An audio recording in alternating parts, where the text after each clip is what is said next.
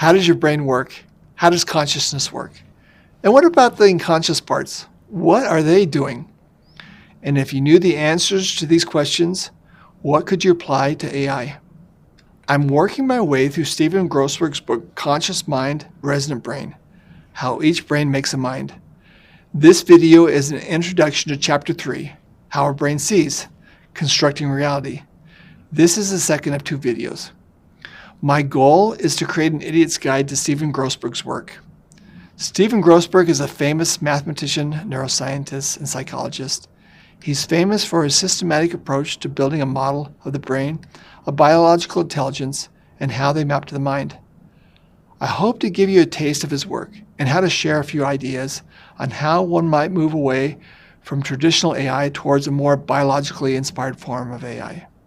This is the linking mind to brain section. If you like consciousness, this is a fun section. In this section, I talk about how Grossberg's ideas can be applied to the study of consciousness. The focus is on how we map events in the brain to events in the mind. How do we solve the easy problem of consciousness? In video 2, I discussed how everything that enters your mind has a corollary activity in your brain's conscious states. Why differential equations simulated on a computer do not have the causal power to create a mind. How nothing becomes conscious in your mind until representations are complete, stable, and context-sensitive enough to control an action. For example, raising your arm or making a decision such as save the sensory information into working memory. The idea is that only stable, noise-free states can generate resonances, and it is the resonance that provides the focus power to command a motor action or to make a decision or continuously direct attention. This is Grossberg's answer to what your unconscious brain is doing. It's really not a big mystery. The unconscious brain is filtering noise, organizing, and grouping raw neural information until there is enough information to make a choice. And that's it. A choice becomes possible only when the information is stable and supports the necessary resonance. Philosophically, in my heart, this Grossberg claim is important to me. It means that the core essence of life is agency and making choices, because everything that enters my conscious mind, everything, implies a choice. I don't always have a choice about what enters my mind, but I do have a choice about how I respond. Let me introduce you to the type of resonances that Grossberg is talking about. Grossberg models 6 distinct types of conscious resonances. Each of these resonances supports different types of conscious awareness. All of them are similar. For example, each is implemented within streams of on-center, off-surround networks. But they're also different. Each is unique in the sense that they are embedded into different architectures that are specialized to maximize different goals. Each has a different type of noise that must be filtered, and each has different types of errors that need to be corrected. Conscious seeing is enabled by a surface shroud resonance. Conscious recognition is enabled by a feature category resonance. Conscious hearing is enabled by a stream shroud resonance. Conscious recognition of heard sounds is enabled by a spectral pitch and timbre resonance. Conscious speech and language are enabled by an item list resonance. Conscious emotions and the cause of the emotions are enabled by cognitive emotional resonances. In terms of vision, what does this mean? It means that we are modeling a what stream that recognizes and a where-how stream that sees. The what stream flows towards the inferior temporal cortex, or IT, and within this stream there exists feature category resonances. The where-how stream flows towards the posterior parietal cortex, the PPC, and within this stream there exists a surface shroud resonance.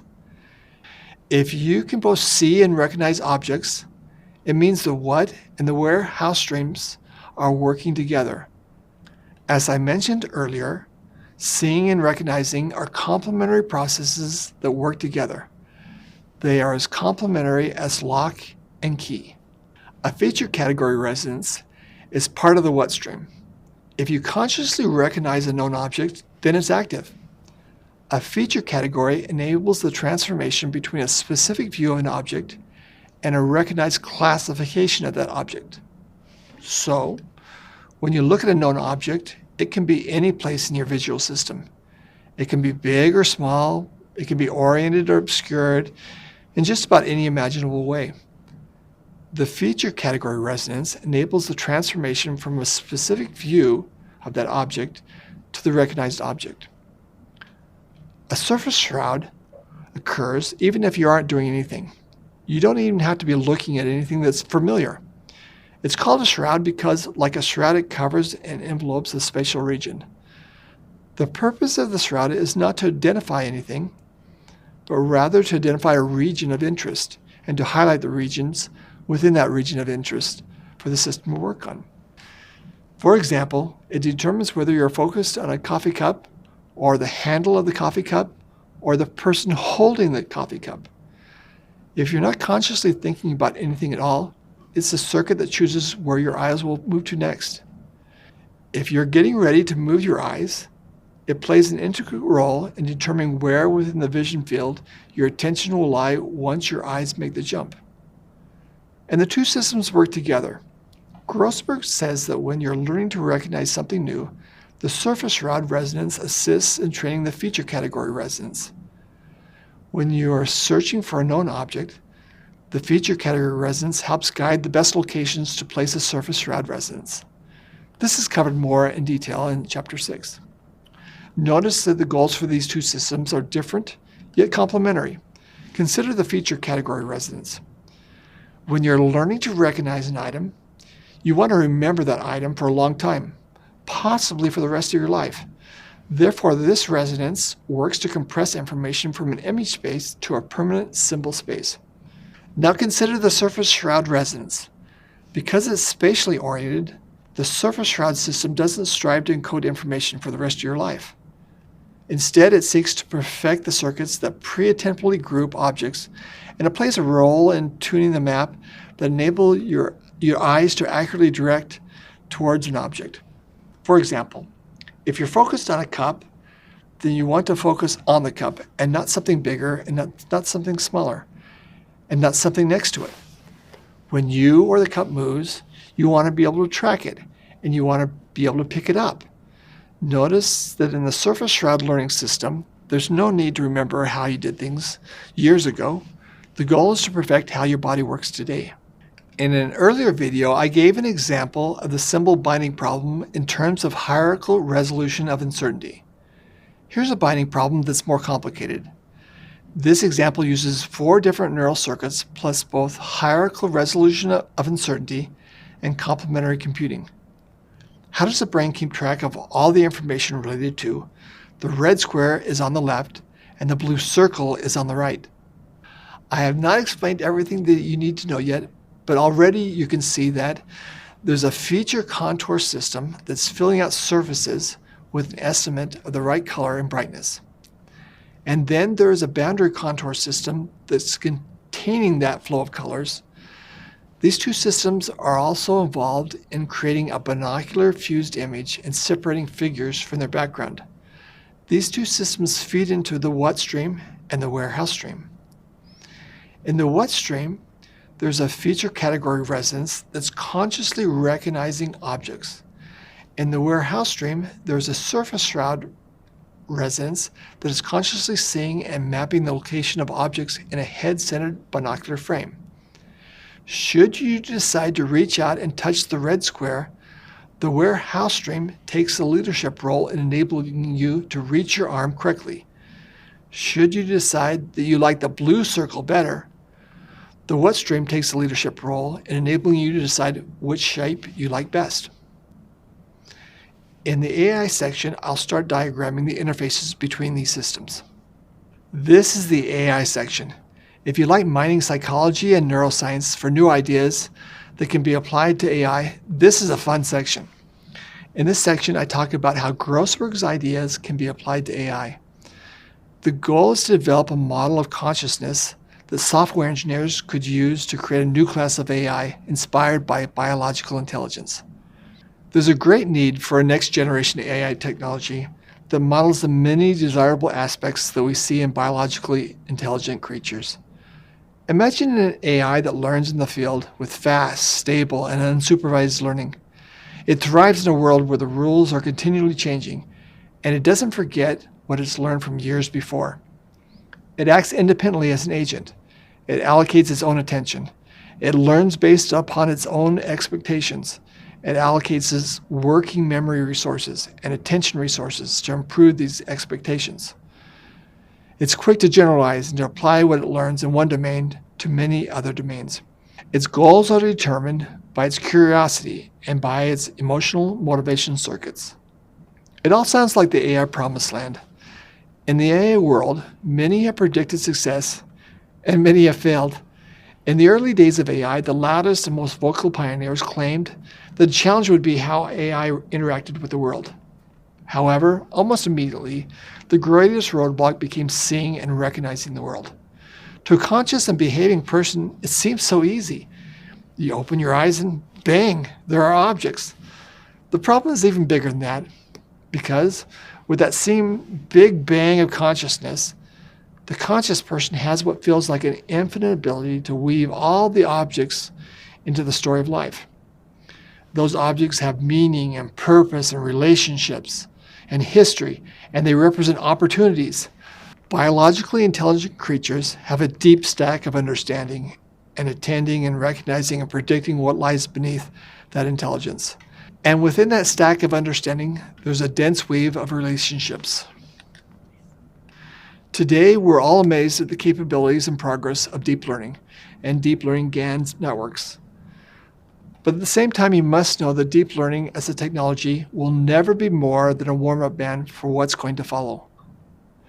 Creatures with biological intelligence are so much more capable. You might ask, Reed, that sounds all good in theory, but how do you actually build that intelligent system of understanding and attending and recognizing and predicting?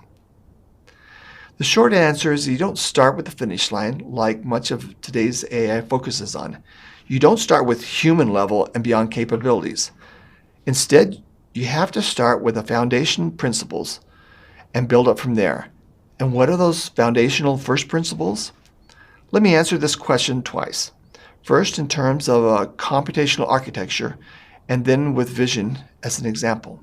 First, you need to understand the essential secrets of the brain's self-organizing governing principles, architectures, and mechanisms. You need a great autonomous learning algorithm that can autonomously adapt in real time to a changing world filled with unexpected events. And you need to master the common set of brain mechanisms found in all biologically intelligent creatures. It's that simple. We haven't gotten to learning yet. Grossberg introduces learning in Chapter 5. Everything that I have presented so far, Chapters 1, 2, and 3, is the growing list of screws, bolts, and timbers that we will use to build biologically intelligent machines. Slowly at first, and then with growing momentum, these are the organizing principles that will displace traditional AI techniques like deep learning and enable biologically intelligent machines. But I'm not going to sugarcoat this. In terms of biologically intelligent AI, we're starting at the beginning and working towards mastering governing principles. Grossberg doesn't have all the answers, but he does have 14 more chapters to go. In video 3, I presented 6 keys to understanding Grossberg's models. I'm satisfied that Grossberg's adaptive resonance theory, also known as ART, is the most advanced theory for brain-inspired, self-organizing, hyper-distributed information processing system that there is. This is my initial summary of Grossberg's tools for building intelligent agents, machine or biological. These are the organizing principles required for all biologically inspired intelligence. But this list isn't complete yet. As I mentioned, we haven't yet addressed learning. Now, let me give you an example of how I'm going to start building an AI with biologically inspired intelligence. Today, we're just focusing on vision, and this is just the initial beginning. Also, remember that the long-term goal is not modeling biologically inspired vision, it's developing a theory of machine understanding. This block diagram is adapted from the Chang, Grossberg, and Chow ART-SCAN search model. This is a high-level view of how I apply Grossberg's ideas to an AI vision system. This diagram shows the what stream and the where, how stream in terms of the object recognition stream, the seeing how stream, the boundary contour system, and the feature contour system. There's a lot more to vision than these 4 areas, but for the time being, this will suffice. This is sophisticated enough that I can make the following point. In terms of the vision binding problems I introduced in videos 3 and 4, symbols, shapes, and colors, consciously knowing and recognizing are emergent properties that arise from system-level resonances. These resonances can in turn drive higher-level neural circuits where volitional decisions are made. In this simple case, we have 4 sensory systems: recognizing, seeing, surfaces, and boundaries. When these resonances are stable enough, higher-level circuitry can make decisions based on seeing, recognizing, surface brightness, and color and boundary groupings of objects. When all 4 systems are simultaneously resonating, this then becomes a simple model of the easy problem of consciousness applied to visual AI. In the bottom is the camera. The first box shows the image in the camera focal plane. Next, there's some image processing. The processed image is sent to a stream of on-center off-surround networks for computing feature surfaces. In parallel, another copy is sent to a stream of on-center off-surround networks for computing boundary contours. The output of the feature contour system will model the conscious awareness of surfaces. As we move up the diagram, when the system is in a stable resonating mode, learning occurs and actions can be taken. The boundary contour system and the feature contour system feed into the what stream. Each of these will be modeled with specialized on-center off-surround networks. Both of these streams will employ learning, resonance, and attention, modeling the conscious awareness of that type of information. All streams will employ all of the features listed in my Keys to Understanding Grossberg's models. In conclusion, we have talked about how the brain sees and constructs reality. By the time you spread out all the brain's computation in 3 dimensions in a way that can compute and respond in real time, the brain is truly representing your life experience in a way that is very alien to what you're experiencing. We are building a Grossberg model of the brain that describes the easy problem of consciousness and biological intelligence. At this point, we have most of the building blocks that we need. The biggest thing we're still missing is adaptive resonance theory, or ART, which is introduced in Chapter 5. I leave you with my warm regards. Until next time, adios.